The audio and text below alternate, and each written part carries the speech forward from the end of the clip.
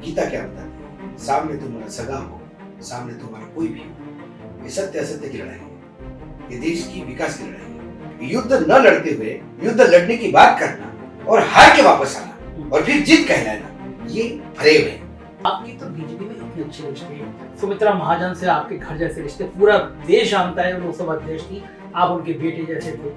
तो कभी उन्होंने माता जी के कानों नहीं मेरे क्यों बोलते हैं? सुमित्रा महाजन से नरेंद्र मोदी जी भी मेरे मामा लगते हैं। मुझे वर्तमान सरकार से दुख कोई नहीं है, मुझे कोई दुश्मनी थोड़ी है। सवाल है जो समस्याएं हल नहीं होती उसको आप हल बताते आगे जाते हो, निकल जाते हो। लेकिन आप कह रहे हो कि विकास होता रहता है। कंगना राउत ने बताया कि विकास तो 2014 के बाद हुआ, केवल आजादी 2014 के बाद आई। तो आपकी जो परेशानी हुई फिजिकली, आज की तारीख में सबसे ज्यादा इसका दुख आपको क्यों हुआ, वो मोदी जी को होता।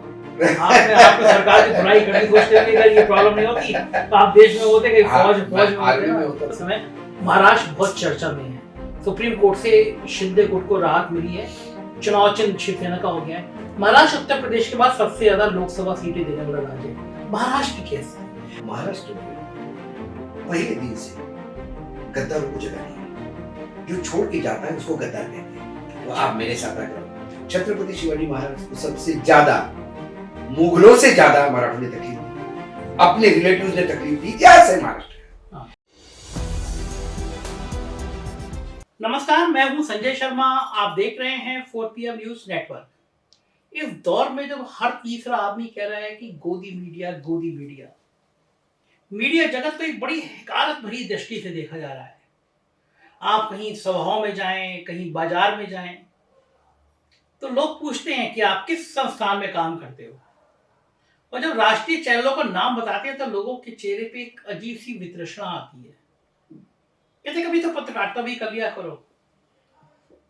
एक मुहिम चली थी, आपको याद होगा, सेव द टाइगर। पत्रकारिता में भी ऐसे टाइगर कब बचे हैं जो बहुत खुल के बोले, हिम्मत से बोले, दिल्ली में बैठे और पूरे देश में उनकी आवाज सुनाई दे।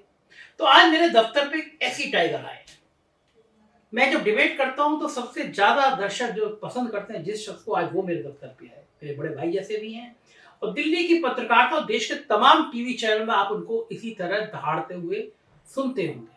तो आप थोड़ी थोड़ी बातें करेंगे उनसे मीडिया की इस हालात पे, देश की हालात पे। समझ गए होंगे आप। मेरे साथ है अशोक वानखेड़े जी। अशोक जी, स्वागत है आप। मेरे दफ्तर बहुत दिनों से क्या कर रहा था, टाइगर का हमारे दफ्तर में आ रहे हैं ना। ये आपकी हिम्मत को लोग सलाम करते हैं। नहीं, मैं पहले बता दूं कि जब आप YouTube चैनल नहीं था, लेकिन 4PM जो निकालते थे आप, और मैं जब लखनऊ आता था और पढ़ता था तो मुझे लगता था कि ये सरकार चाहे समाजवादी की हो चाहे बीजेपी की हो, एक आदमी है कि जो सरकार से पंगा लेता है। तो मुझे लगा कि अपने बलन का आदमी है। तो मैं पहली बार आपके उस ऑफिस में आया था और तब से अपनी दोस्ती शुरू हुई। फिर बाद में YouTube पे आए। अच्छा, मजे की मैं बता दूं, जब मैं YouTube शुरू कर रहा था ना, तो मैं जब डिबेट शुरू कर रहा था, मैंने अशोक जी को फोन किया। मेरी समझ में नहीं आया था शुरू करूं YouTube या नहीं करूं। और फिर अशोक जी ने कहा, क्या कहा अशोक जी, आप बताइए। आपने मुझे मैंने कहा कि संजय बिल्कुल शुरू करो, और पहले दिन मैं बैठूंगा तुम्हारे डिबेट में। पहला शो करेंगे हम देखेंगे शो कैसा नहीं चलता। शो बिल्कुल चलेगा, क्योंकि मुझे एक विश्वास है कि पत्रकारिता जहाँ बिकती नहीं, जहाँ पत्रकारिता के साथ कॉम्प्रोमाइज नहीं होता। जीवन में हर एक के, संजय भी एक इंसान है, मैं भी एक इंसान हूँ, हमारे भी मित्र होते हैं राजनीतिक दलों से।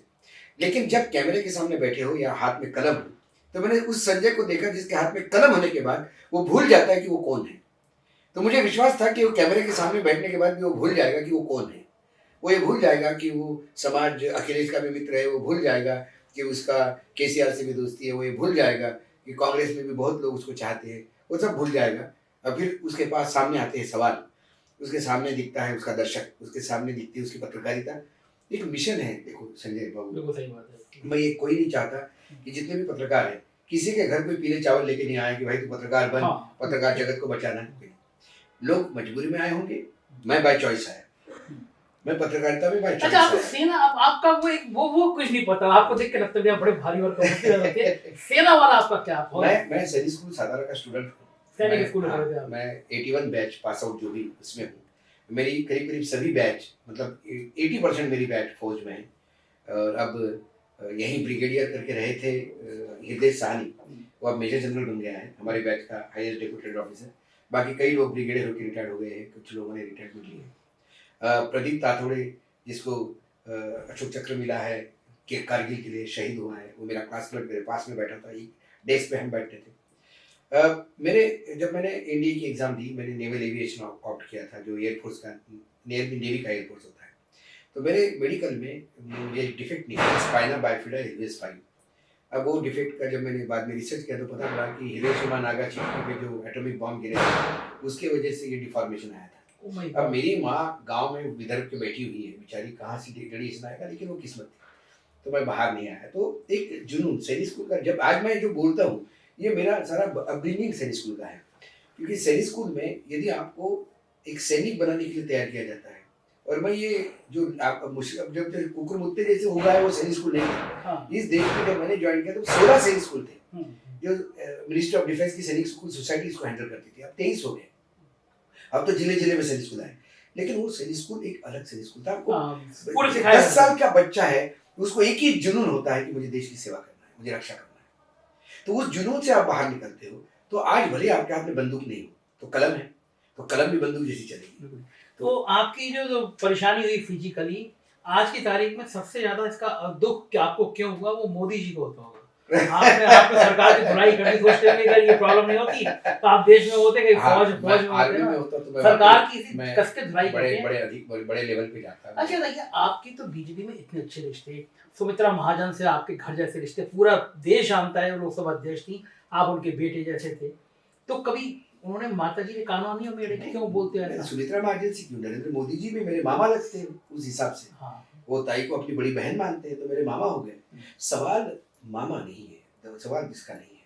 यदि हम संविधान को, इस देश के संविधान को गीता माने तो फिर गीता क्या बताती है? सामने तुम्हारा सगा हो, सामने तुम्हारा कोई भी हो, ये सत्य असत्य की लड़ाई है, ये देश की विकास की लड़ाई है, असत्य की लड़ाई। मैं मानता हूँ कि युद्ध होते हैं, युद्ध हार जाते हैं। पाकिस्तान 3 युद्ध हारा है, लेकिन युद्ध लड़ा तो है। सही बात है ना, युद्ध हार जीत तो चलती रहती है। हमने 62 का चाइना के साथ युद्ध हारा है, लेकिन युद्ध लड़ा तो है। हाँ, ठीक बात है ना। युद्ध न लड़ते हुए युद्ध लड़ने की बात करना और हार के वापस आना और फिर जीत कहलाना, ये फरेब है। इस देश की जनता ने उस जवाहरलाल नेहरू को भी एक्सेप्ट किया जो युद्ध हारे थे।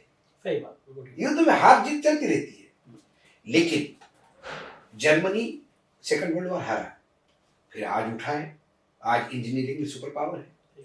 तो नागासाकी हिरोशिमा पे एटम बम होने के बाद बुरी तरह से जापान हारा, फिर भी जापान आज एक ताकत है। हार के उठते हैं लोग, सवाल वो नहीं है। सवाल है वस्तु स्थिति का सामना करना। ये देश विकसित देश है, विकासशील देश है, लगातार विकास हो रहा है। हमारे यहाँ एक समस्या ढूंढोगे 10 समस्या पैदा होती है। समस्या का लड़ना ये सरकार में आए हुए नुमाइंदों का काम है। उनको लाखों करोड़ों रुपए उन पे खर्चा होते हैं, देश उनको मान सम्मान देता है, असीमित पावर उनके पास होते हैं, तो देश का भला करना उनका काम है। कुछ लोग मिशन पे निकलते हैं, कुछ हद तक भला कर सकते हैं, कुछ रह जाता है। जो रह जाता है उसके लिए फिर से प्रयास करने की बात करते हैं। मुझे वर्तमान सरकार से दुख कोई नहीं, मतलब मुझे कोई दुश्मनी थोड़ी है। सवाल है जो समस्याएं हल नहीं होती उसको आप हल बताते आगे जाते हो, निकल जाते हो। लेकिन आप कह रहे हो कि विकास होता रहता है। कंगना राउत ने बताया कि विकास तो 2014 के बाद हुआ, केवल आजादी 2014 के बाद आई। रानावत को, मुझे लगता है कंगना रानावत को फिल्म क्रिटिक डिस्कस करे उसके फिल्म के रोल के लिए। एक अच्छा एक्टर जरूरी नहीं अच्छा सोच वाला हो, वो अच्छा एक्टर होता है, वो अच्छा गायक, बहुत अच्छा गायक होता है। उसको आप गणित करने दोगे तो गणित में फेल हो जाएगा वो।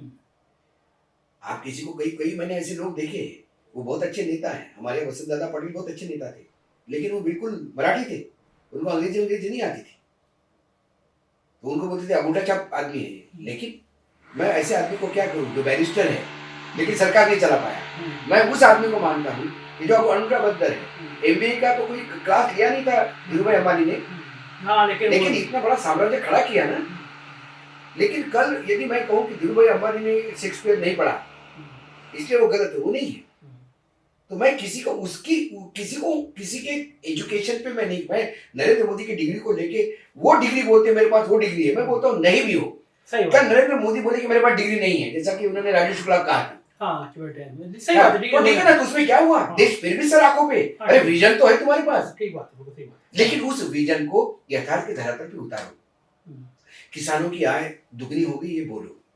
मैंने कल एक स्टोरी की है, 10 बोरे, जो बड़े बोरे होते हैं, 10 बोरे प्याज सोलापुर मंडी में किसान लेके आया, उसको 2 रुपए 49 पैसे का चेक मिला, क्योंकि उस प्याज की नीलामी होने के बाद ट्रक भाड़ा,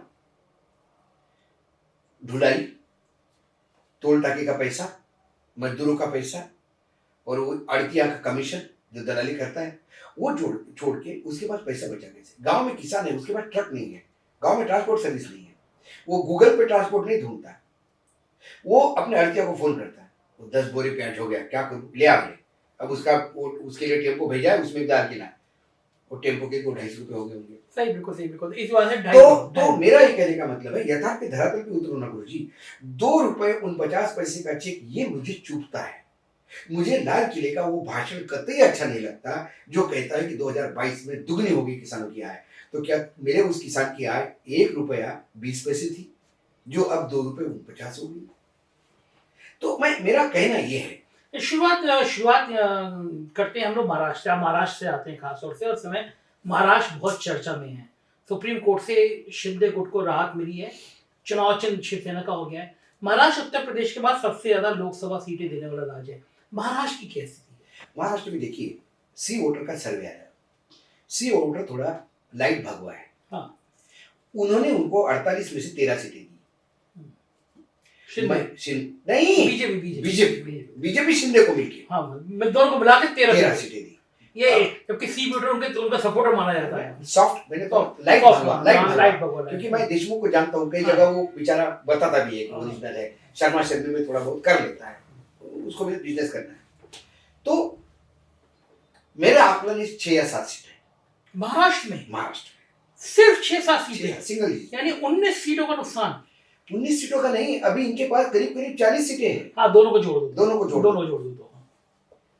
के 6-7 सीटें आएंगी। माय गॉड, क्योंकि महाराष्ट्र की तासीर अलग है।